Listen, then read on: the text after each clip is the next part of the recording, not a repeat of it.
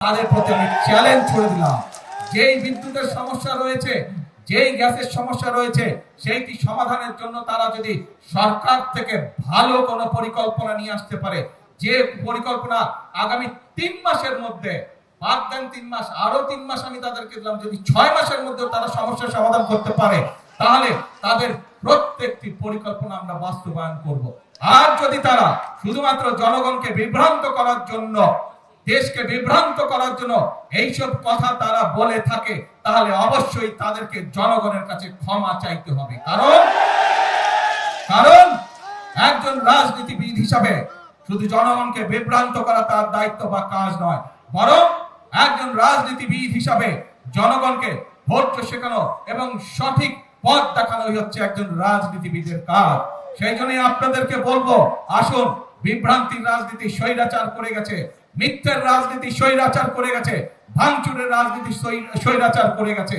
আপনারা জনগণের সামনে প্রতিজ্ঞা করেছেন যে জনগণের জন্য কাজ করবেন, আপনারা জনগণের সামনে প্রতিজ্ঞা করেছেন যে আপনারা দেশ গঠনের জন্য কাজ করবেন। কাজেই সেই সব বিভ্রান্ত রাজনীতি বাদ দেন, সেই সব হঠকারিতার রাজনীতি বাদ দেন।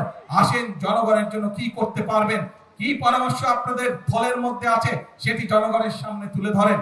কি পরিকল্পনা আপনাদের মাথার মধ্যে আছে যা জনগণের উপকার করবে, যা দেশের মানুষের উপকার করবে, সেটি জনগণের সামনে উপস্থাপন করেন। রাস্তায় বসে ভাঙচুর করা, রাস্তায় বিশৃঙ্খলা তৈরি করার দিন শেষ, সেই রাজনীতি শেষ। জনগণ এখন সেই রাজনীতি আর সমর্থন করে না। বক্তব্য রাখা খুবই সহজ কাজ, সমালোচনা করা খুবই সহজ কাজ। যদি মুরত থাকে, আসেন, শার্টের হাত গুটিয়ে হ্যান্ডেল করে কেস পরে কোদালাতে মাঠে নামো, মানুষের জন্য কাজ করো, দেশের জন্য কাজ করো, সঠিক কথা বলো। এমন কোনো কথা বলবেন না যেই কথা বলে দেশে বিশৃঙ্খলা তৈরি হয়, এমন কোনো কাজ করবেন না যেই কথা বললে বিশৃঙ্খলা তৈরি হয় রাজপথে। কারণ স্বৈরাচার বসে আছে, স্বৈরাচারের সাথে বিগত 17 বছর বাংলাদেশ জাতীয়তাবাদী দলের প্রত্যেকটি নেতাকর্মী যুদ্ধ করে টিকেছিল, এই রাজপথেই তারা টিকেছিল। আর কোন রাজনৈতিক অন্য যারা ছিল তারা আমাদের সাথে ছিল।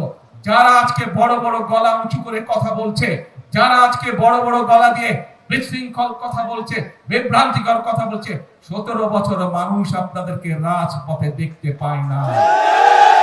এখনো রয়ে গেছে পত্রিকাগুলো, বিগত 17 বছর পত্রিকাগুলো রয়ে গেছে। বের করুন পত্রিকাগুলো, পত্রিকার পাতায় এখনো ছবি আছে কিভাবে আমার দলের, বাংলাদেশ জাতীয়তাবাদী দলের বিএনপির নেতাকর্মীরা কিভাবে অত্যাচারিত হয়েছে, কিভাবে নির্যাতিত হয়েছে, কিভাবে গোলমালের শিকার হয়েছে, কিভাবে কারাবরণ করেছে, কি বক্তব্য তারা দিয়েছে, সেই সবগুলো এখনো পত্রিকার পাতায় রয়ে গেছে কম বেশি। পত্রিকাকে সেদিন ছাপতে দেওয়া হতো না এইসব বিষয়, তারপরেও পত্রিকাগুলো চেষ্টা করেছে, অনেকগুলো, সবগুলো না হলে অনেকগুলো পত্রিকা চেষ্টা করেছে বিরোধী দলের কণ্ঠস্বরকে যতটুকু সম্ভব তুলে ধরার জন্য। কিন্তু সেইখানে আমরা আজকে যারা বড় বড় কথা বলছে তাদের কোনো কথা সেখানে দেখিনি আমরা। কাজে বাংলাদেশের মানুষের মন অনেক বড়। ভুল অতীতে করেছেন, 71 সালে ভুল করেছেন, 86 সালে ভুল করেছেন, 96 সালে ভুল করেছেন, 2026 সালে এসব মানুষকে বিভ্রান্তি করে কি কি সব টিকিট মিকিট বিক্রি করেছেন। আসেন, এইসব বিভ্রান্তি রাজনীতি থেকে বেরিয়ে আসুন, এইসব মিথ্যার রাজনীতি থেকে বেরিয়ে আসুন, এইসব উস্কানি দেওয়ার রাজনীতি থেকে বেরিয়ে আসুন। সত্যিকার ভাবে জনগণের কাজ হতে পারে, সত্যিকার ভাবে দেশ এগিয়ে যেতে পারে, এইরকম যদি কোনো পরিকল্পনা আপনাদের কাছে থাকে, এরকম যদি কোনো চিন্তা ভাবনা আপনাদের কাছে থাকে, উপরে টেবিলে উপস্থাপন করুন, সংসদে উপস্থাপন করুন, জনগণের সামনে উপস্থাপন করুন।